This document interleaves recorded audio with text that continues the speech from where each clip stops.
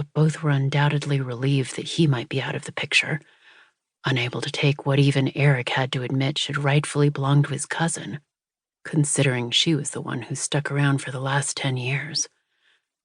Or his Aunt Violet, who made no secret of her anger that the family's holdings were to be transferred to a prodigal son like Eric, rather than her own dutiful daughter. His mother, to whom he had barely spoken in a decade, was more likely diving into a bottle of gin while she survived her second marriage to a hedge fund owner. Would any of them care that Eric had vanished? Doubtful. And Jane.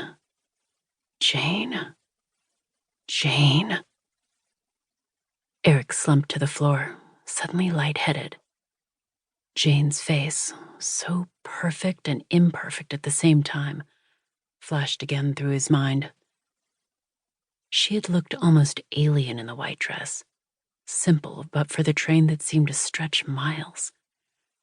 Her black-brown hair pinned back into a demure bun, except for the bright streak of red in the back she'd kept just for him.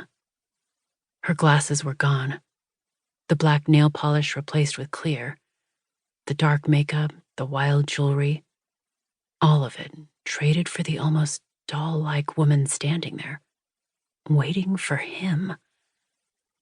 Except her lips. They had still been a bright, garish red, taunting him even as her mouth twisted with hurt and rage. Eric pressed his forehead into the concrete, willing the vision of her face, contorted in anger, to disappear. God, it hurt. His chest was like a twisted sponge and throbbed with an endless ache. And it was his fault, too. Not because of what he'd done. In the grand scheme of things, did it really matter that he'd slept with Caitlin Calvert, a family friend, 5 years ago? After he and Jane had done equal damage to each other's hearts anyway?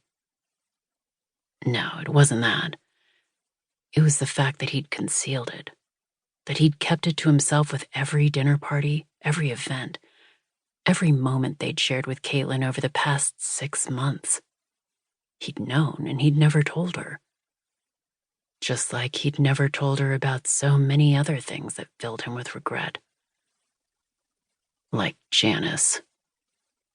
Diorum Vocus. He had never hated Virgil so fucking much.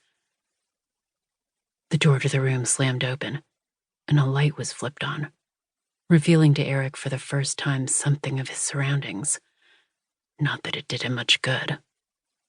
After hours in darkness, the harsh glare of the single fluorescent bulb dangling from the ceiling was blinding.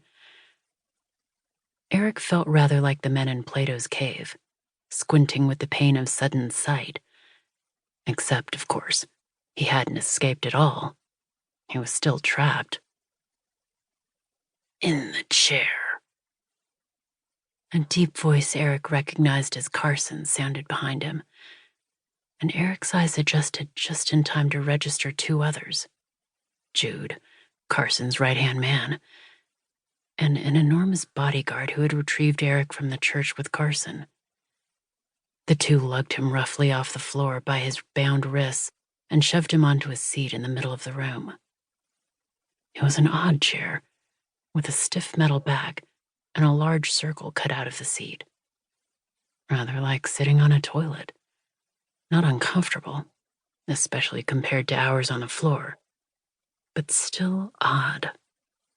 His ankles, Carson said as he walked into the room. Eric squinted into the light while the thugs wrapped tape around his ankles and the chair legs, then wrenched his arms to be secured over the back of the chair. Carson approached curiously, almost like he was viewing a zoo exhibit. It was the first really good look at the man Eric had gotten since he was 22, newly tapped to be a member of the Janus Society and initiated through Inquisition-style bullshit like this. Back then, he hadn't known what it meant, had thought it was just another Ivy League society like Skull and Bones, another circle jerk for rich assholes, a place to make sure you had your